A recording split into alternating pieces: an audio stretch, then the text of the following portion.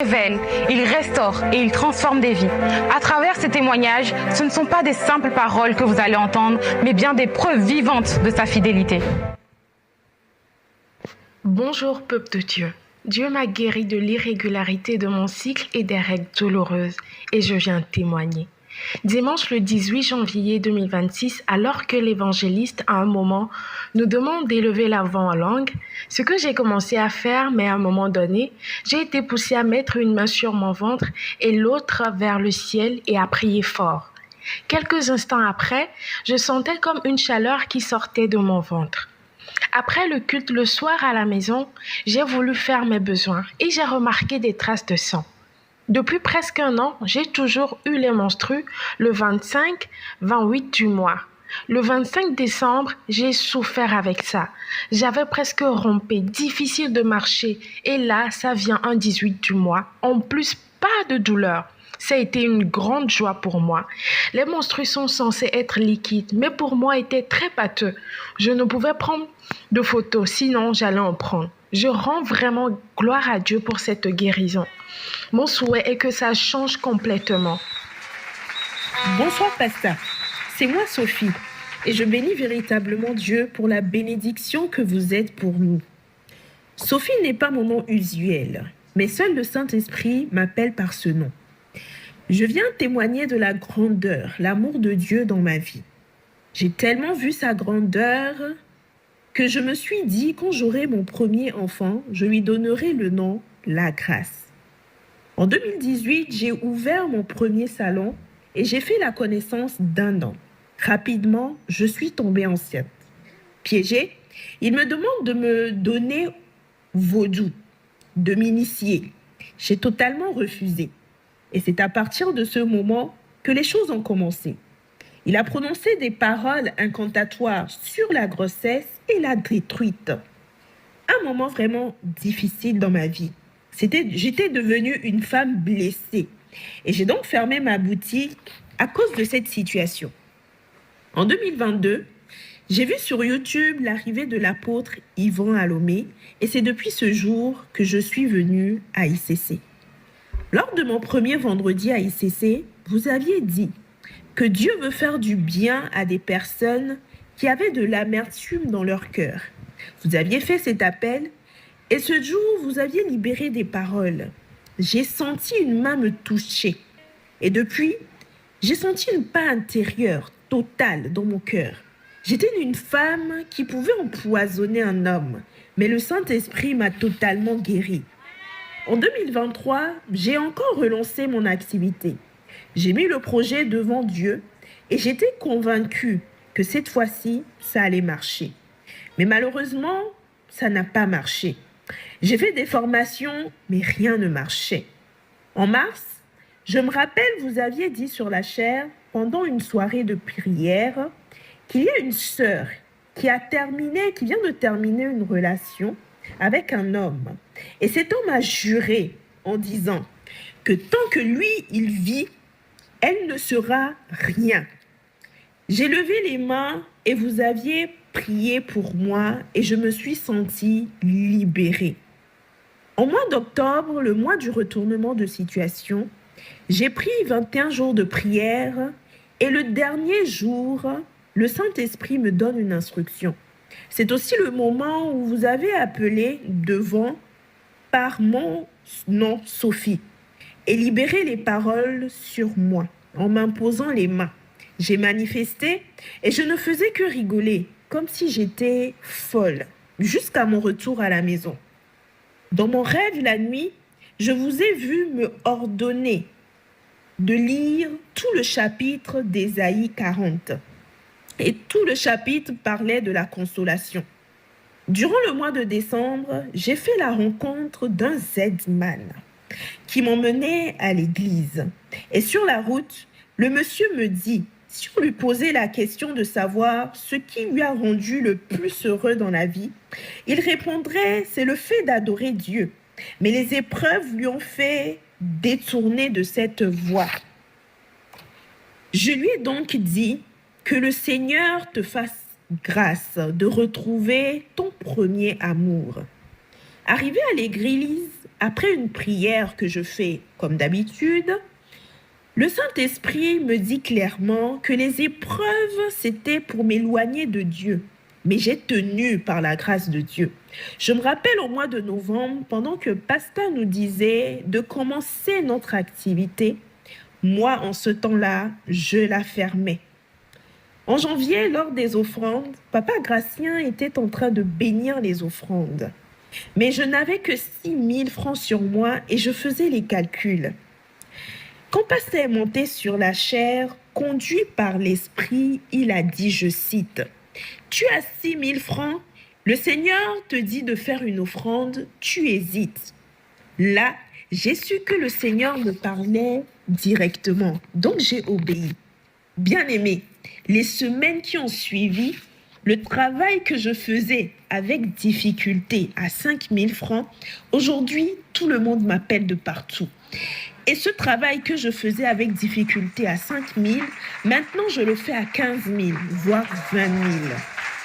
Et j'ai pu donner ma première dîme. Waouh, gloire à Dieu.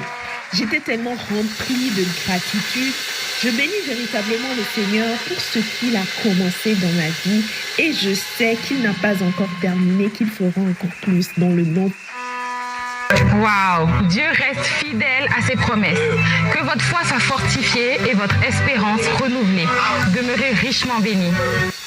Dans les Saintes Écritures, Dieu déclare que le Messie viendrait pour être le sauveur du monde. La vie de Jésus prouve qu'il est bien celui dont les prophètes avaient parlé. Ésaïe a prophétisé que la Vierge deviendrait enceinte et qu'elle enfanterait un fils. Des siècles plus tard, la naissance de Jésus accomplissait cette prophétie.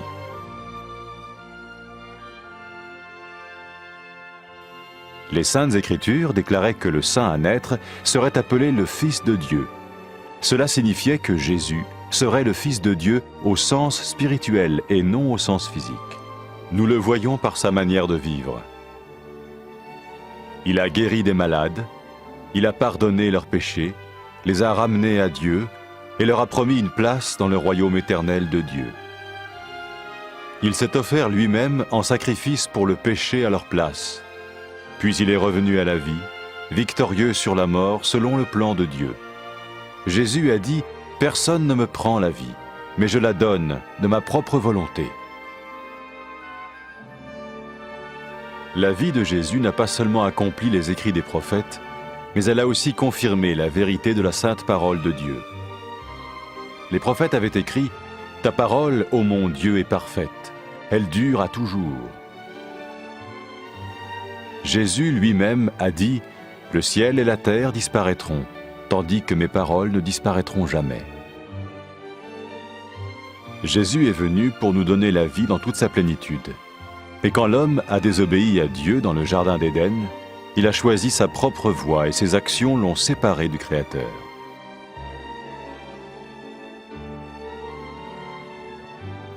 Les Saintes Écritures déclarent que tous sont péchés et que le salaire que paye le péché, c'est la mort. Il s'agit de la mort spirituelle, éternelle séparation d'avec Dieu. Mais tout comme Dieu a donné un bélier pour qu'il meure à la place du fils d'Abraham, ainsi il a envoyé Jésus, le Messie, mourir à notre place. Sa vie, sa mort et sa résurrection restaurent la relation entre Dieu et tous ceux qui mettent leur confiance en lui.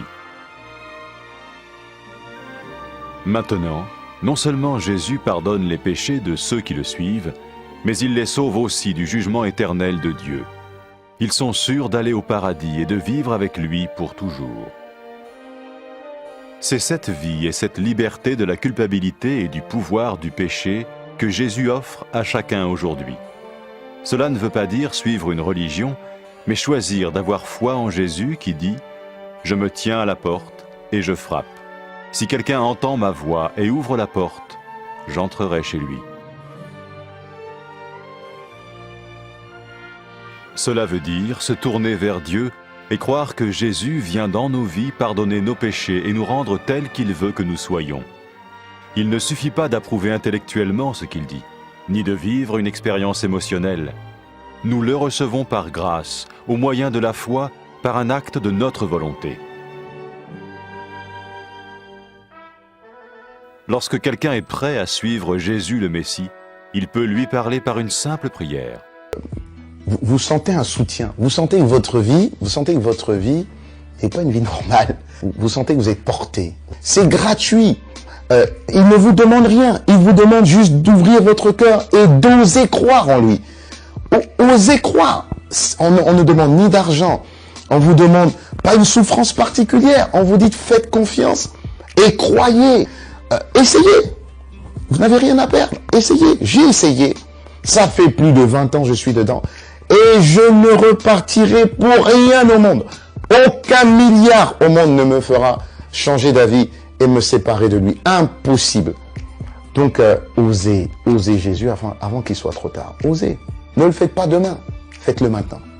Et quand la fin de votre vie arrivera, parce qu'elle arrivera pour tout le monde, pour moi et pour les personnes qui me regardent, ou même pour les personnes qui sont derrière cette caméra, au moins vous serez sûr que vous partez avec celui qui vous a donné une nouvelle vie. Cette vie peut commencer maintenant, dès que vous l'acceptez, et cette vie continuera après que la mort soit venue. La mort n'est qu'un passage pour une autre vie beaucoup plus belle.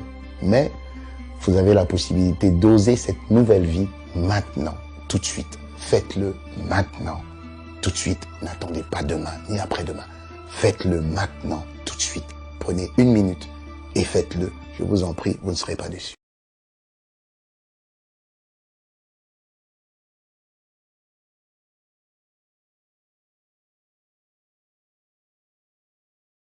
Après avoir écouté ce message, si vous avez décidé de donner votre vie au Seigneur Jésus-Christ, faites cette prière avec l'homme de Dieu. Mon Dieu, je viens devant toi, tel que je suis. Je confesse Jésus-Christ comme mon Sauveur et mon Seigneur.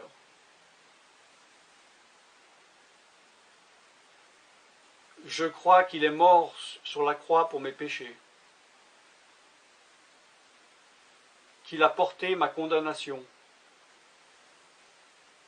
il a porté mes péchés et mes maladies, que Jésus-Christ est le Roi des rois et le Seigneur des seigneurs, qu'il est le Fils de Dieu, qu'il est maintenant ressuscité et assis à la droite du Père. Et il prie maintenant pour moi. Je me suis détourné de mes péchés et je veux obéir à ta parole.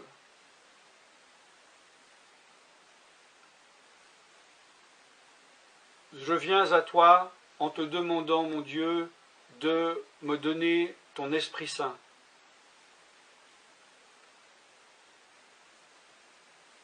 Remplis-moi de ton esprit, afin que tu ne sois plus à l'extérieur de moi, mais que tu viennes habiter en moi.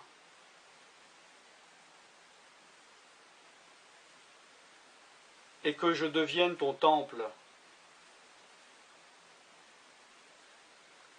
Esprit de Dieu, viens habiter en moi. Purifie-moi, lave-moi,